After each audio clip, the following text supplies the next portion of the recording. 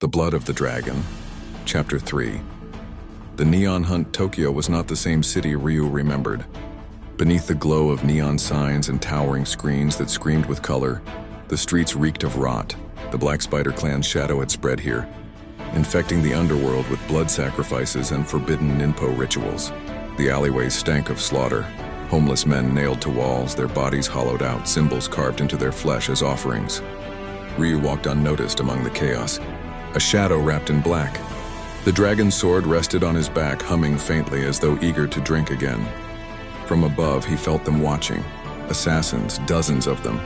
The rooftops shimmered with motion, silhouettes shifting against the neon glow. Then the first came, dropping from the sky like a hawk. His kusarigama whipped forward, chains rattling like laughter. Ryu ducked beneath the strike, his blade flashing, severing the man's leg at the hip. Blood sprayed in a great arc, catching the glow of billboards like a crimson rainbow. Another leapt in with a spear. Ryu caught it on the flat of his sword, spun, and lopped the assassin's head off, his body stumbling 2 more steps before collapsing.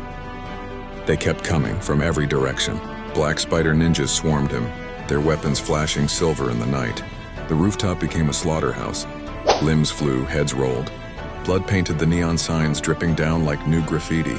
The clash of steel and screams drowned out the nightlife below. Then the air shifted. A shadow heavier than the rest landed across from him, boots crunching the glass rooftop. He was taller, broader, his body a grotesque fusion of man and machine. His right arm ended in a jagged steel blade fused to the bone.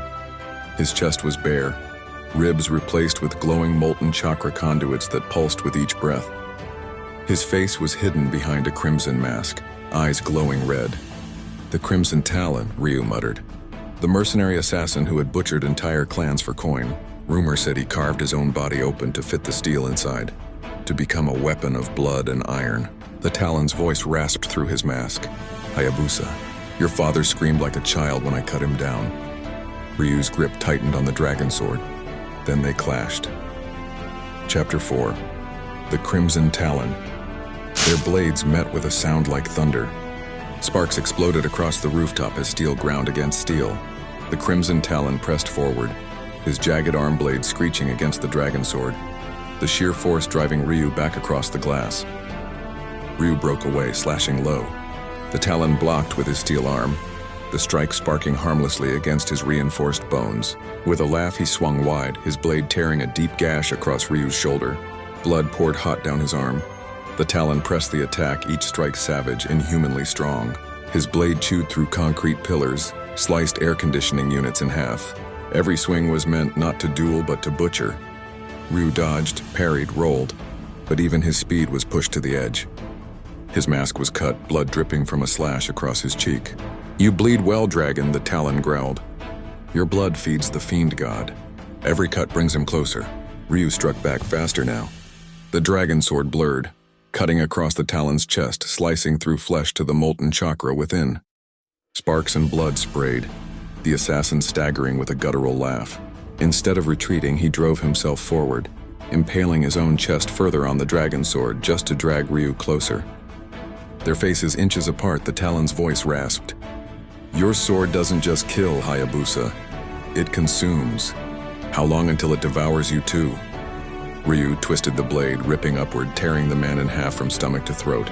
The Talon's body split open, organs spilling onto the rooftop, molten chakra pouring like lava from his ribs. He laughed even as he fell apart, voice bubbling with blood. Too late. Dragon, you're already... His body collapsed in 2 twitching halves, steaming black ichor mixing with human blood. The rooftop went silent, save for Ryu's ragged breathing. The neon glow flickered across the blood-soaked dragon sword. For a moment, Ryu thought he saw faces within the steel, twisting, screaming, reaching for him. He turned away, clutching his wound. He didn't know if the Crimson Talon's words were lies or prophecy. But the dragon sword pulsed again in his hand, hungry,